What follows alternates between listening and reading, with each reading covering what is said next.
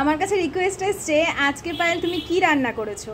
তো দুদিন হয়ে গেছে তোমাদের সাথে রেসিপি কিছু শেয়ার করিনি, আর কি লাঞ্চ হয়েছে ডিনার হয়েছে কিচ্ছু শেয়ার করিনি।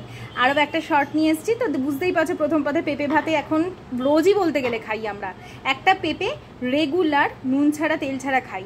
তার সাথে এখানে আছে উচ্ছে আর আলু ভাতের মধ্যে সেদ্ধ দিয়েছিলাম, সেটাকেই নুন কাঁচা লঙ্কা আর সর্ষের তেল দিয়ে মেখেছি।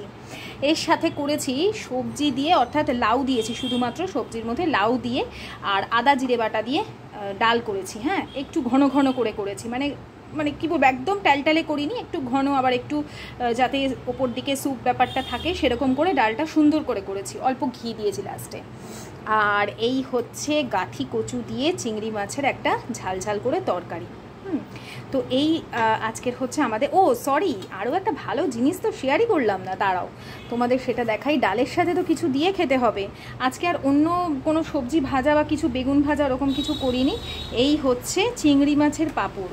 কার কার ভালো লাগে আমাকে জানিও। আমি কিনে রেখে দিই রোজ, তো মানে রোজ কেন, সচরাচর আমরা খাই না, এটা কিনে ফ্রিজে আমি স্টোর করে রাখি, ভীষণ টেস্টি লাগে।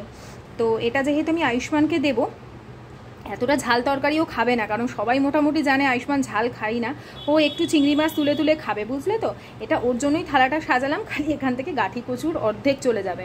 আমি একটু ঝাল করেই আজকে রান্নাটা করেছি, না হলে খুব একটা স্বাদ আসে না, জানো তো। তো চিংড়ি মাছ দিয়ে করেছি, যেহেতু ও চিংড়ি মাছগুলো খাবে।